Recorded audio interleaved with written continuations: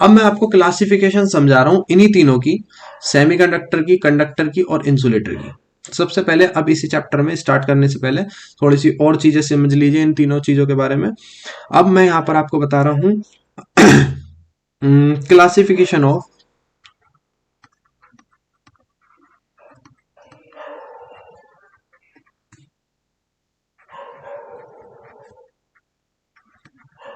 Conductor,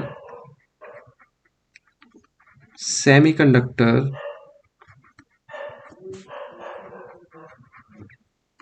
and insulator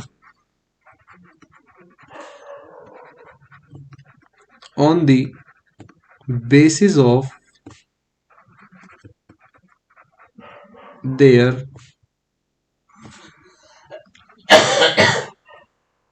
conductivity and resistivity।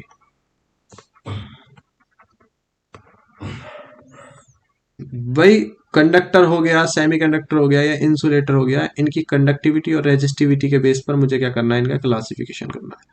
Classification का मतलब कुछ नहीं है जी, बांटना है बस अलग अलग, तो पता चल जाए। तो सबसे पहले मैं यहाँ पर कंडक्टिविटी और रेजिस्टिविटी के लिए ग्राफ मतलब एक टेबल बनाऊंगा और उसे याद करना होगा आपको, 1 नंबर एमसीक्यू के लिए मोस्ट इंपॉर्टेंट रहने वाली है ये चीज। तो यहाँ पर मैं लिख रहा हूँ आपके लिए कंडक्टर, सॉरी कंडक्टर,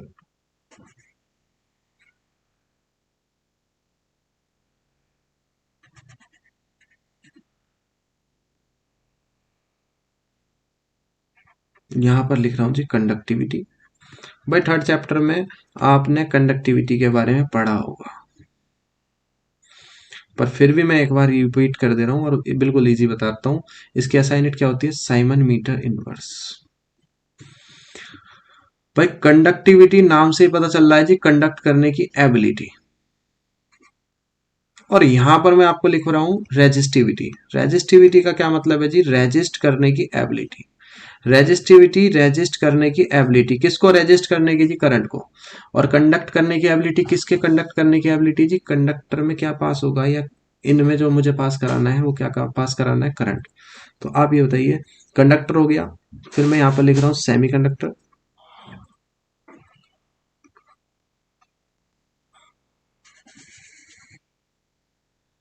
और फिर लिख रहा हूं मैं यहां पर इंसुलेटर। ये टेबल लिखने से पहले एक चीज और समझो। देखिए कंडक्टर जो होता है, मैंने यहां पर लिखा था अभी कंडक्टर में कि कंडक्टर क्या होता है, बिल्कुल करंट पास करते हैं जी।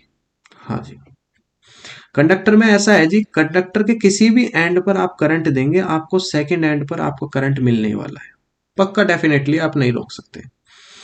इंसुलेटर के बारे में बात सुनिए जी। कंडक्टर यानी कि जो कॉपर हो गया हमारे घर में, आयरन हो गया, ये हो गया, सब चीजें वायर वायर जिसके बने होते हैं जिनमें करंट पास हो सकता है, वो कंडक्टर है। इंसुलेटर क्या है जी, हमारा आपका एग्जाम्पल के तौर पर वुड हो गया, प्लास्टिक हो गया, रबर हो गया, इनमें आप क्या करना है, अगर एक एंड पर आप करंट देते हो तो दूसरे एंड पर डेफिनेटली नहीं मिलेगा, और दूसरे एंड से आप करंट देंगे तो पहले एंड पर नहीं मिलेगा, बिल्कुल नहीं मिलने वाला जी करंट। रबड़ प्लास्टिक अगर इधर से करंट देंगे तो उधर नहीं मिलने का। पर अगर मैं बात करूं किसकी जी, ये किसके लिए था जी, इंसुलेटर के लिए। अगर मैं बात करूं जी किसकी, सेमीकंडक्टर की, जरा शब्दों पे ध्यान दीजिएगा। सेमीकंडक्टर में क्या है, अगर मैं कंडक्ट कराना चाहूं, अगर मुझे इधर से मैंने फर्स्ट एंड पर करंट दिया है, सेकंड एंड पे चाहूं तो ले सकता हूं, और ना चाहूं तो नहीं ले सकता। सेम टू सेम, अगर इधर से सेकंड एंड पे करंट दिया तो फर्स्ट एंड पे चाहूं तो ले सकता हूं, नहीं तो नहीं। कहने का मतलब सेमीकंडक्टर की कंडक्टिविटी या रेजिस्टिविटी हम क्या कर सकते हैं जी, कंट्रोल, आसानी से कंट्रोल कर सकते हैं। देखिए कैसे करेंगे। अब इसी बेस पर मैं एक टेबल बना रहा हूं आपकी, जो कंडक्टर की कंडक्टिविटी होती है वो ज्यादा होती है रेजिस्ट करने की एबिलिटी, कंडक्टर की कंडक्टिविटी यानी कंडक्ट करने की एबिलिटी ज्यादा होती है जी, बिल्कुल होती है। कितनी होती है जी, 10⁻² से 10⁸ साइमन पर मीटर इनवर्स, है ना।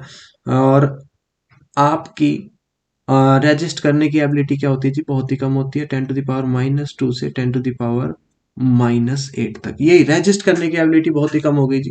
माइनस में चली गई, आपको ये माइनस दिखाई दे रहा है। ठीक है जी।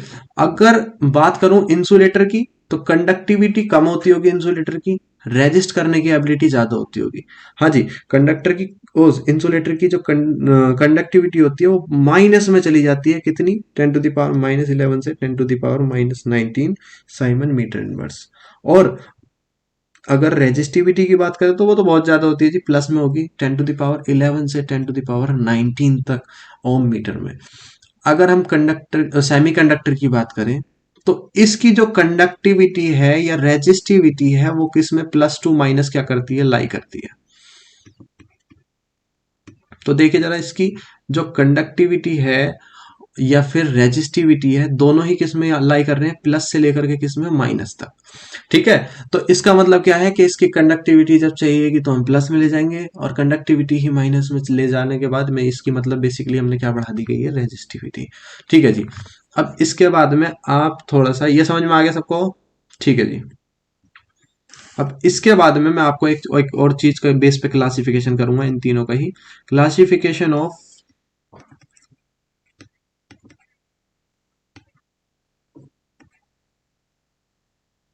Conductor, semiconductor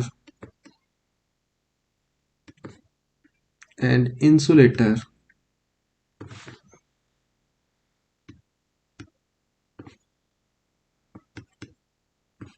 on the basis of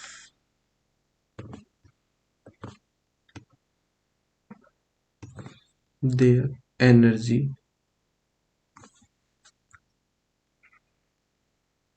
band diagram. ये क्या चीज है, अभी आप खुद समझ जाएंगे। एक और होता है, कंडक्टर कंडक्टिविटी क्यों कर पाते हैं, क्योंकि जो उनके पास क्या होते हैं, फ्री इलेक्ट्रॉन्स होते हैं।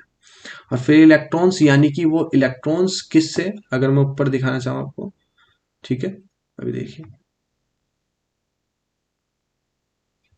मैं आपको ऊपर दिखाना चाहता हूँ जी, यही था हमारा। अगर मैं यहाँ पर बनाऊं कंडक्टर के लिए एक एटम बनाया, ठीक है जी, यहाँ पर आपके जो कंडक्टर है तो इसके इलेक्ट्रॉन्स क्या रहते हैं जी, फ्री रहते हैं।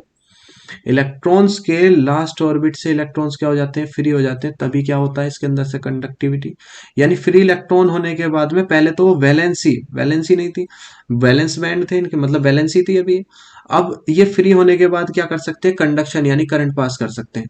और इंसुलेटर में क्या होगा, वो बहुत ही तकड़े तरीके से या बहुत ही ज्यादा स्ट्रॉन्ग वे में क्या होंगे, आपके इलेक्ट्रॉन किसके साथ में बाइंड होंगे, आपके प्रोटॉन के साथ में।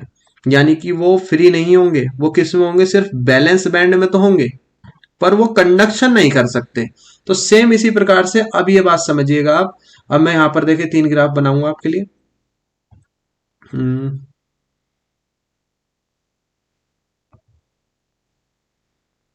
देखिए, मैं 3 ग्राफ बना रहा हूं आपके लिए। आप ये बताना इनमें से कौन सा कंडक्टर के लिए होगा, कौन सा सेमीकंडक्टर के लिए होगा, कौन सा इंसुलेटर के लिए। भाई यहां पर सबसे नीचे हमें हमेशा क्या बनाना है, valence band. Valence band, V भी लिखा है यानी कि वैलेंस बैंड। जी, वैलेंस बैंड में आपके इलेक्ट्रॉन्स होते हैं जी, बिल्कुल होते हैं, इलेक्ट्रॉन्स होंगे जी। यहां पर मैं क्या बना रहा हूं, एक कंडक्शन बैंड बना रहा हूं, यानी कि वैलेंस बैंड से उठ करके, मतलब कंडक्शन बैंड। यहां पर अभी मैंने क्या बनाया, ये वैलेंस बैंड है, यहां पर ये सीबी है, सीबी का मतलब है कंडक्शन बैंड। अभी 1 मिनट रुक जाइए, आप खुद ही जवाब दे देंगे इसका। Conduction, sorry, conduction band. ठीक है जी। दूसरा मैंने बनाया,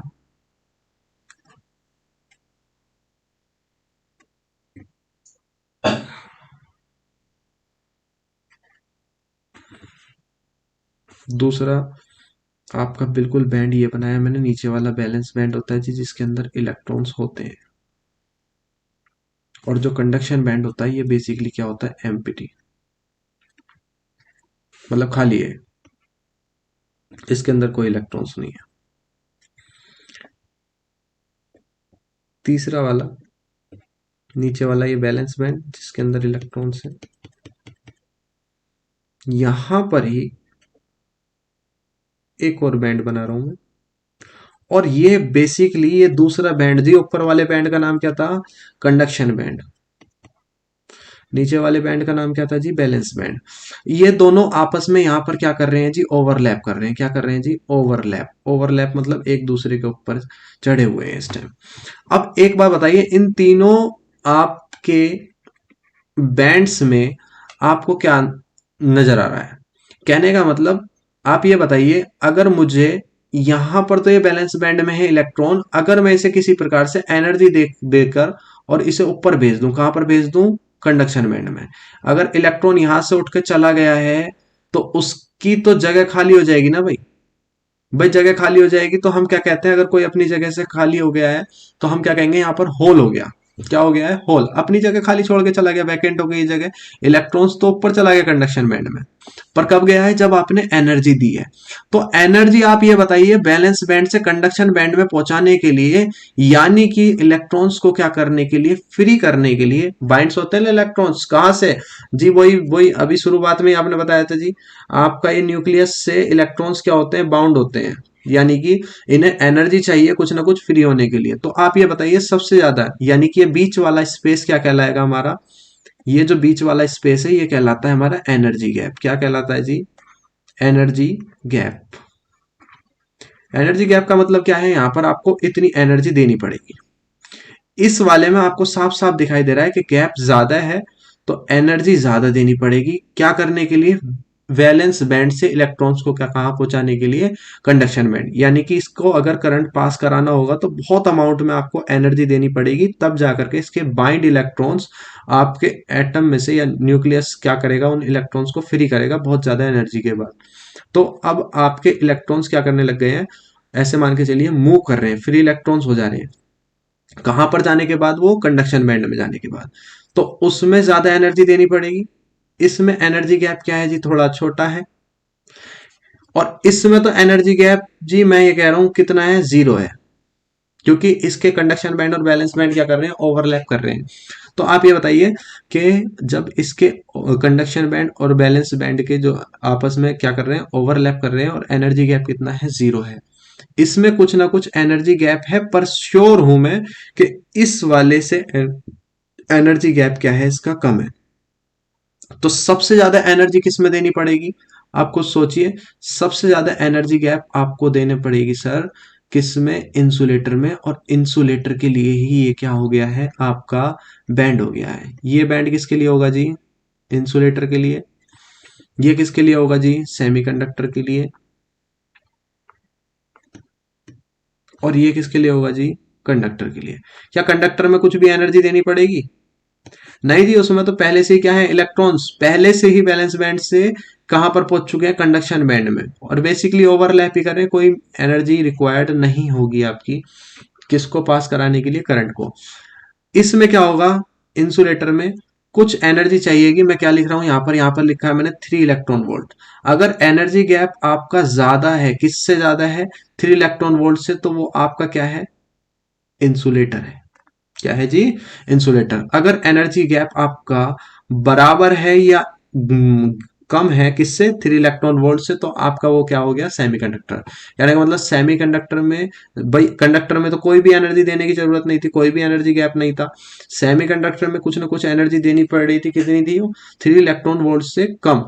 जीरो से ज्यादा, 3 इलेक्ट्रॉन वोल्ट से कम अगर हमारी एनर्जी देनी पड़ी तो वो क्या होगा जी? सेमीकंडक्टर होगा। और 3 इलेक्ट्रॉन वोल्ट से ज्यादा अगर एनर्जी गैप है तो वो आपका क्या कहलाएगा जी? आपका क्या कहलाएगा? इंसुलेटर।